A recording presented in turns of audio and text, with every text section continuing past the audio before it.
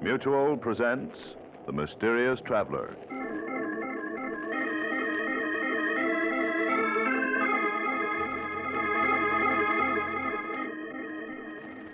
This is The Mysterious Traveler, inviting you to join me on another journey into the realm of the strange and terrifying. I hope you will enjoy the trip, that it will thrill you a little and chill you a little. So settle back, get a good grip on your nerves, and be comfortable, if you can, as you hear the story I call The Man Who Died Twice.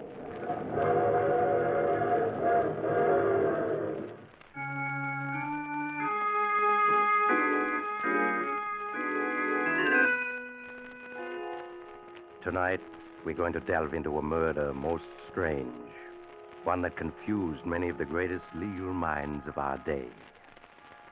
My story begins in the mansion of Judge Marshall, situated high on a hill overlooking a large New England city. It is early evening, and Judge Marshall, one of the state's foremost jurists, is sitting in his library reading a legal brief.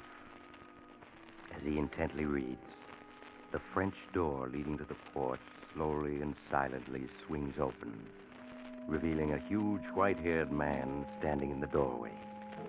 His tremendous bent frame shows the remains of a man who'd been a giant in his youth.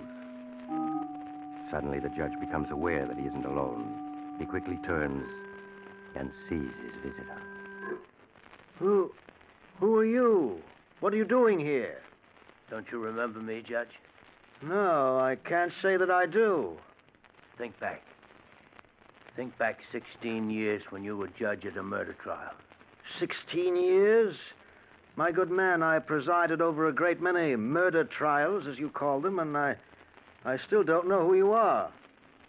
Just keep looking at me, Judge, and think back. Think back.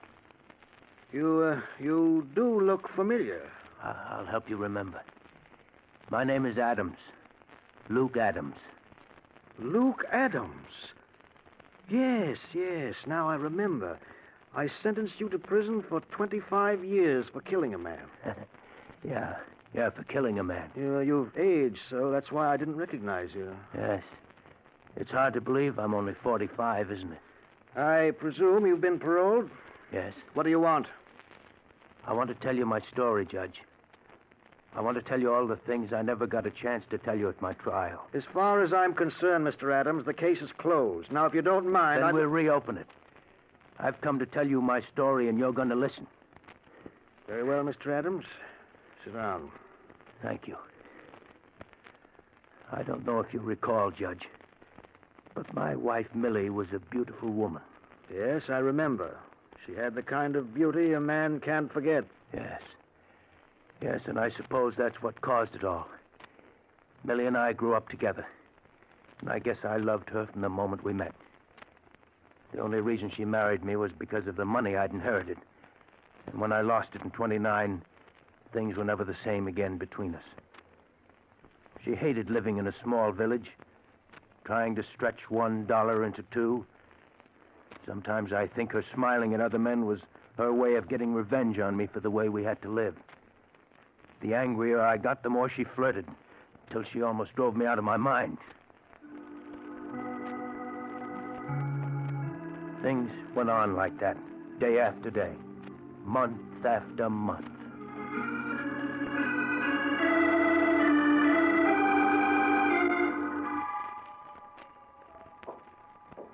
Here comes Luke. Hello, Luke. Getting home from work a bit early today, huh? Yeah. Your missus and I were just talking about how hot it is. Yeah. You must have found it fierce, breaking stone in the quarry in this heat. Uh-huh. Well, I've got to be going. See you again. What was he hanging around for? He just happened to be going past. Stopped to say hello. Is there anything wrong in that? It's funny. Every time I see you talking to someone, it's always a man. How come I never see you talking to women? Because all the women in this village are a bunch of cats. They hate me because I'm beautiful and they're not. All right. But I'm warning you, I don't want to see Chuck Riker or any other men hanging around here. If I do, there's going to be trouble.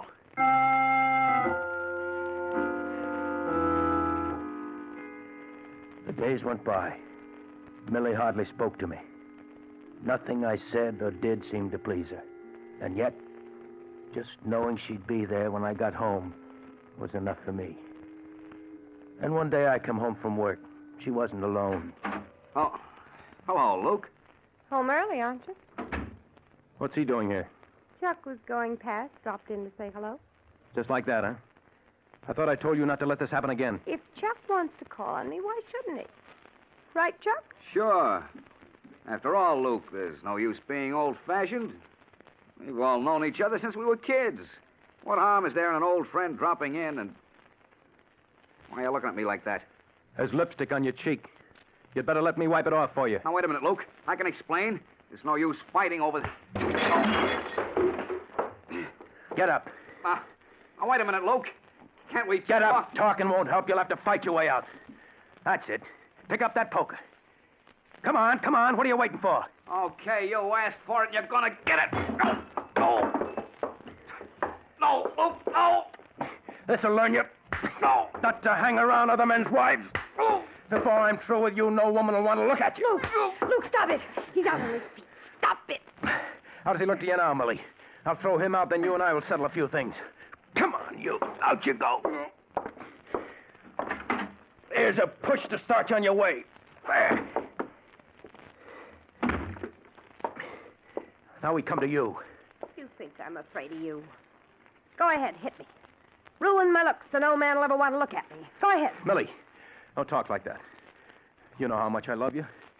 Why are you doing this to me? I know I haven't been able to give you all the things you want, but that's no reason to treat me this way. I won't stand for it, Millie. All right, then let's separate. You go your way, and I'll go mine. No, I couldn't live without you.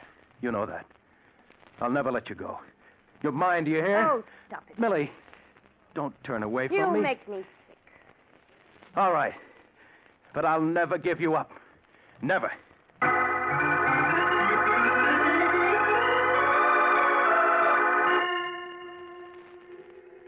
Millie just stood there looking at me, contempt in her eyes.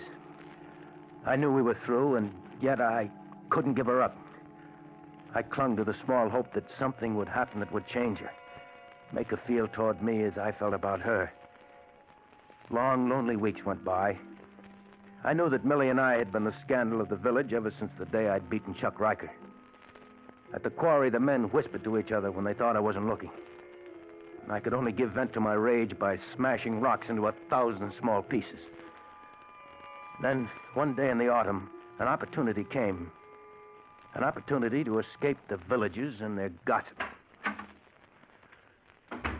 Millie, where are you? Here. What is it? Millie, you've always wanted to get away from the village. Now we have a chance. Oh, Well, I met Mr. Anderson this morning. You remember him. He's an old friend of my father's. what about it? Well, he owns a small farm which he's willing to sell for only $300 down. You mean you want to buy it? Yeah. Just think of it, Millie. A place of our own, 20 miles out in the country, away from the village and the gossip. Do you really think I'd move to a farm? Cut myself off from everything? Well, it's what you need, Millie. A home of your own, a place to work and build. You'd love it, Millie. I know you would. You mean you would? Don't think I don't know what's going on in that head of yours. You want to cut me off from everybody, take me someplace where you can keep an eye on me day and night. Well, I'm not having any part of it. But, Millie, you said yourself you're not happy here. Yes, but I don't want a farm. I want to live in a city. I want to have everything that other women have. But we can't go to the city. There's no work to be had. We're living in a depression. Are we? Well, if you can't give me what I want, there are plenty of other men who can. They'd better not try. I'm warning you, Millie, I'll kill any man who tries to take you away from me.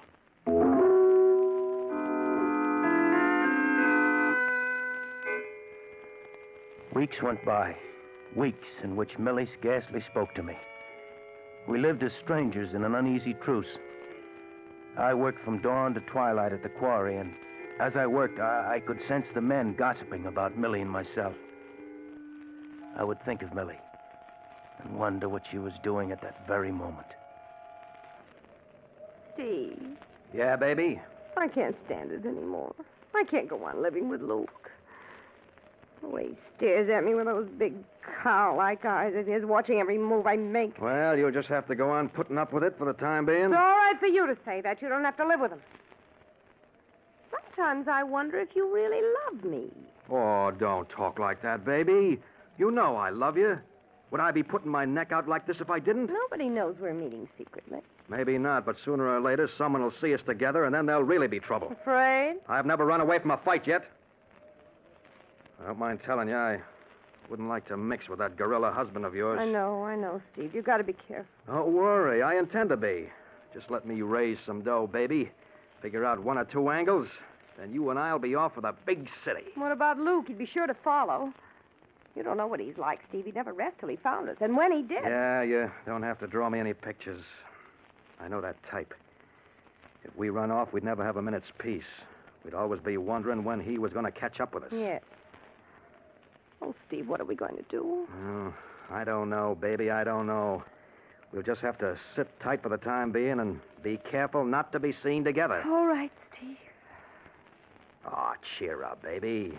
We'll make the big city yet, and until then, we've got this. Oh, yes, Steve. Yes.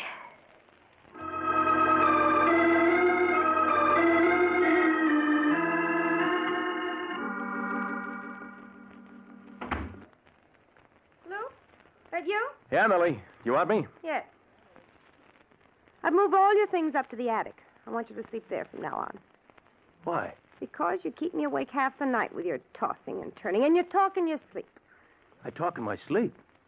What do I say? You keep yelling my names if I was murdering you or something. Oh, Millie. You'll be all right in the attic. Yes, Millie. Millie, can I talk to you for a minute? What is it? I saw Mr. Anderson again today. Millie, he says he's willing to let us live free for a year on his farm so we can see how we like it. And if we do, we can buy it. I told you before I'm not going to live on any farm. But, Millie, why can't we just try it? It won't cost us anything. If we don't like it, we can give it up. No, I tell you, I won't let myself be trapped like that. You're perfectly willing to take a chance on farming, but you won't consider going to the city. But there are 15 million men out of work. What chance would I have of getting a job in the city? If you had an ounce of courage, you'd try. You don't hear men like Steve Hopkins whining about the Depression and trying to make excuses for staying in this miserable hole. Steve Hopkins, huh? I... So that's it. You've been seeing Steve Hopkins? No, I haven't been seeing. You're wrong, Luke. You're lying. It's written all over your face. I... You're afraid, aren't you? You're afraid of what I'm going to do to Steve Hopkins. Now, Luke, listen to me. I tell you, there's nothing between Steve and myself. When I'm finished with him, you'll never want to look at him again. Where are you going? To the village tavern. He's always there on Saturday nights. Luke, come back! Luke, come back!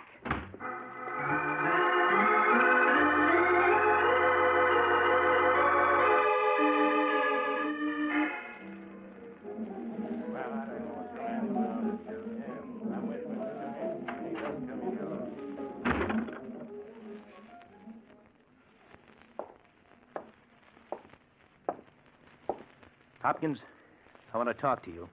Well, go ahead, Luke. No one's stopping you. You've been making a play for my wife, and I don't like it. You're either drunk or looking for a fight. I haven't spoken to your wife in a year. You're lying. I know you've been seeing her these past weeks while I've been working. You better take it easy, Luke. You're getting to the point where you're suspicious of every man in the village. Don't try to smooth talk me. I know you've been seeing her, and if you try seeing her again, I'll kill you. You don't frighten me, Luke. And if I wanted to see your wife, not you or anyone else could stop me. Oh, no? I'll show you. Grab it, boys. Grab it. That's it. Let go of me. Let go of me. Show him. Hold on, them boys. Now, Luke, as sheriff of this village, I'd advise you to take it easy. I'll kill him. I'll kill him. I don't like that kind of talk. Now, mind your manners. You'll spend the night in the lockup. No man's going to make a fool out of me and live. Now, get hold of yourself. If Steve was seeing your wife, it'd be common gossip in no time. You know that. He may have fooled you folks, Sheriff, but I know better. You can protect him here, but just wait until I catch him alone. Just wait.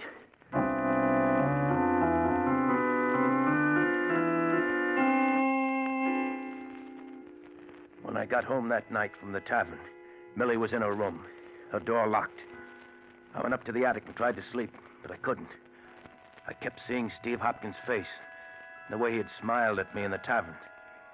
He might have fooled the others, but I knew. And he knew that I did. Hours later, I managed to fall asleep. I dreamt that I was alone with Steve and we were fighting. He kept hitting me, but I couldn't feel his punches. All I could feel was my fists smashing again and again into his laughing face. I woke to hear church bells ringing. It was Sunday morning. All that day, except for meals, Millie avoided me. After supper, she went to her room, and I went down to my workshop in the cellar. The next morning, when I arrived at the quarry, the men were standing around in small groups, talking to each other. They stopped when they saw me. Then from one of the groups, I saw Sheriff Roden coming towards me. Luke, I want to talk to you. What about? Number of things. Is your sledgehammer? Why, sure. That's my initials on the handle. Why is it all wrapped up in paper? I'll ask the questions, Luke. Where were you last night around 11 o'clock? 11 o'clock? In my workshop in the basement. Why? Anybody with you? Oh, no, I was alone. Luke, you're under arrest. Under arrest? What for? For the murder of Steve Hopkins. For the murder of Steve Hopkins? Yes. His body was found in his cabin an hour ago. He'd been brutally beaten to death last night around 11. With this sledgehammer. It was found at the scene of the crime. You mean you think I did it? It sure looks that way. Let's go, Luke. No. No, I won't. I didn't kill Steve You'll Hopkins. get your chance to prove you didn't. Now, let's go. No. I didn't do it. I tell you, I'm innocent. Grab him, man. Let go of me. That's it. Hold him while I get these cuffs on him. I didn't do it. I tell you, I didn't do it.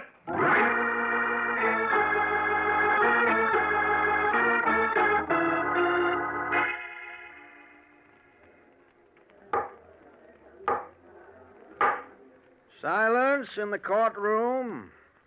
Proceed, Mr. King. Sheriff, will you tell the jury in your own words the time and circumstances under which you were notified of the death of Stephen Hopkins? On October 12th of last year, I received a phone call at 7 o'clock a.m. from Sam Morris. Said that he'd just stopped by at Steve Hopkins' cabin to pick him up for work and had found him murdered. I told Sam not to touch anything. I got to the cabin 15 minutes later. Will you tell the jury what you found? Well, sir, that cabin looked like a slaughterhouse. I don't want to upset anyone with the details, so all I'll say is that Steve Hopkins had been beaten so badly the body was beyond recognition. You say the body was beaten beyond recognition. That's right. Then how were you able to identify it as being Steve Hopkins? Well, first by the ring and wristwatch that was on the body. But most important of all, by the tattooing. By the tattooing? Yes, sir. Steve was quite a tattoo artist, and on his left arm he tattooed a heart with his initials and some girls on it. I reckon just about everyone in this courtroom saw that tattoo on his arm at one time or another. And although the body was beyond recognition, the tattoo was clearly identifiable. Yes, sir. No question about that. Sheriff, when had you last seen the deceased? Saturday night, October 10th, at the Village Tavern. Did anything unusual take place at the tavern that night? Yes. Luke Adams came into the tavern around 9 o'clock. He accused Steve Hopkins of hanging around Mrs. Adams, threatened to kill him. Sheriff, can you remember Luke Adams' exact words when he made that threat? Well, his last words before he left the tavern were, "Just wait till I catch him alone. Just wait." I see. Now, Sheriff, when you arrived at the scene of the crime, did you find the death weapon? Yes, sir. Steve Hopkins had been beaten to death with a sledgehammer. I found it in the cabin, covered with blood. Was there any identification on the sledgehammer? Yes, sir. On the handle were carved the initials, L.A.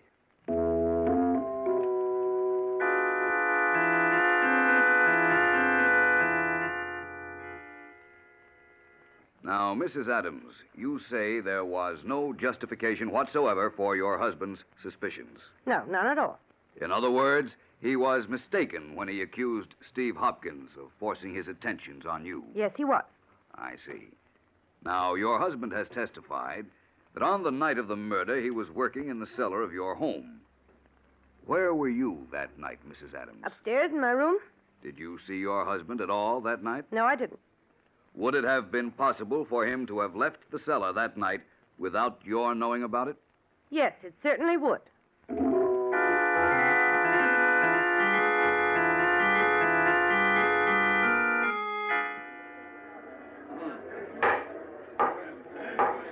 Silence in the courtroom. The prisoner will rise. Luke Adams, You have been found guilty of murder in the first degree with a recommendation for mercy. The court hereby sentences you to 25 years imprisonment in the state penitentiary.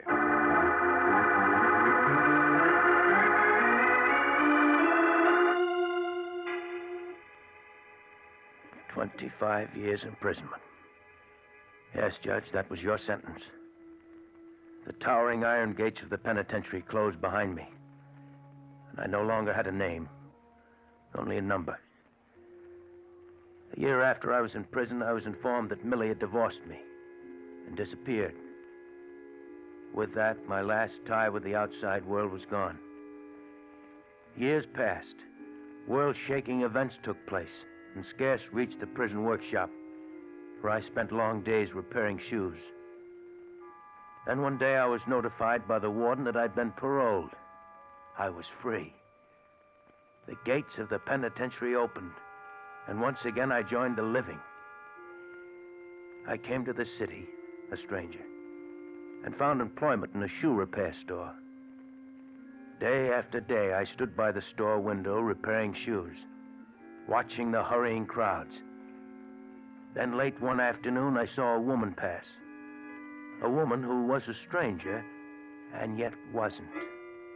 With a sudden shock, I realized that Millie had just passed. Throwing down my tools, I rushed out of the shop and down the street after her. I found her in the crowd and followed. She had hardly changed at all in the 16 years that had gone by. There were streaks of gray in her hair, but she was as beautiful as ever. I followed her block after block, and soon we were in a residential section. She turned up the path to a large cottage, unlocked the front door, and went in. A moment later, I was ringing the doorbell. Yes, what is it? Don't you recognize me? No, I'm afraid not. It's me, Millie, it's me. How dare you force your way in here like... Luke. Yeah, Millie. Luke, after all these years. But you're in prison. I was paroled 6 months ago. Well, I'm glad to hear that, Luke. You must leave now. I'm busy right now. I can't Millie, talk. who is that? Millie, who are you talking to? Who's he? Steve Hopkins. Oh, you're mistaken. The name is Reed, Robert Reed. Steve, it's Luke. Luke? You're not dead. You're not dead. The body in the cabinet wasn't yours. No. I went to prison for your murder, but you're alive. They said I killed you, but you're alive. Yes. You let them put me in prison. You framed me. Luke, you must listen to me. You framed me. No, Luke, don't. I didn't... You framed Luke, me. let go of him. Let go of him. Don't, Luke. Don't. Whose body was that they found in your cabin? A young hobo I picked up by the railroad tracks. But the tattooing on the arm. After I'd killed him with your sledgehammer, I tattooed his left arm to look exactly like mine. I put my wristwatch and ring on the body and then beat him beyond recognition. And then you ran away, leaving me to stand trial for murder. Luke, what are you going to do? What am I going to do? You remember Judge Marshall, don't you, Millie? Yes, I remember him. Well, I read in the papers a few weeks ago that the judge lives here in a fine mansion overlooking the city. What are you getting at? Steve and I are going to visit Judge Marshall. No, Luke, no. You know what that would mean. Luke, we have some money. If you'll just forget what's happened, we'll give you money, plenty of it. Yes, we'll give you $10,000. $20,000. I'm not interested in money. Come on, Steve. Luke, you can't do this to me. You can't. Luke, you once loved me. For my sake, Come don't. along, Steve. No, I won't go. If they find out about that hobo, they'll hang me. I wouldn't have a chance. You'll come, Steve, one way or another, understand? Yes.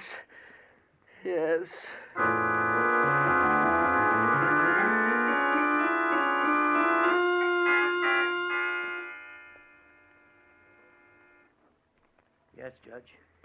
He didn't want to come here, but in the end, he came. Incredible. Simply incredible. The man is a monster to have done what he did. Where is this man, Steve Hopkins, now? He's out on the porch, Judge. Bring him in, Mr. Adams. I want to see that man. All right, Judge.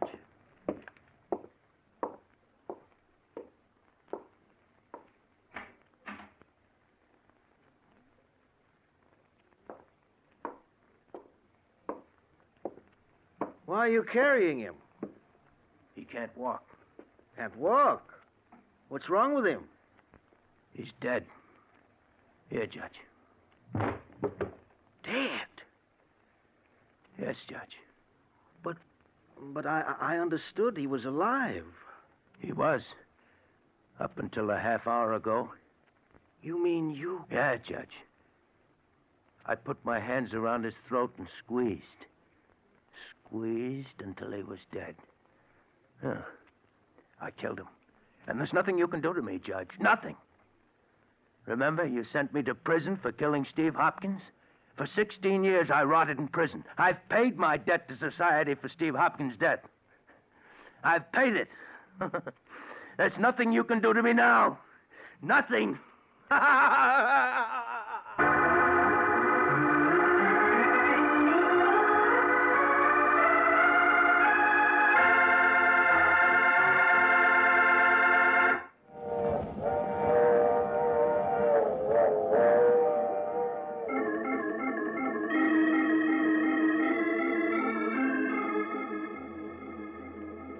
This is the mysterious traveler again. Did you enjoy our little trip? What happened to Luke Adams? Well, his case became one of the most celebrated controversies of the day. Some legal minds claimed he couldn't be sent to prison again. He'd already been punished. Other legal experts insisted he should be tried again. But in the midst of this raging controversy, poor Luke Adams died, and his case was never decided. What do you think? Should Luke Adams have been tried for murder again? Or having already served 16 years for Steve Hopkins' murder, should he have gone free? I should like to know what your verdict is. Send your letters to the Mysterious Traveler, care of Mutual Broadcasting System, New York 18, New York.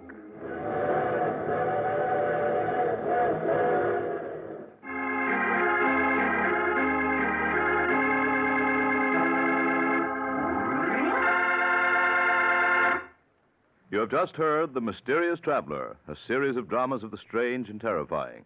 All characters in today's story were fictitious, and any resemblance to the names of actual persons was purely coincidental. In today's cast were Maurice Tarplin, Art Carney, Elspeth Eric, Frank Behrens, and Jackson Beck. Original music was played by Paul Taubman. The Mysterious Traveler is written, produced, and directed by Bob Arthur and David Kogan.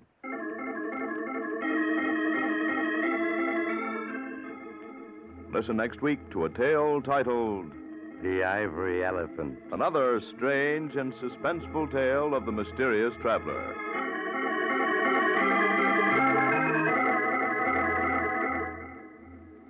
This program has come to you from our New York studios. Another program of tense and dramatic action will follow in just a minute.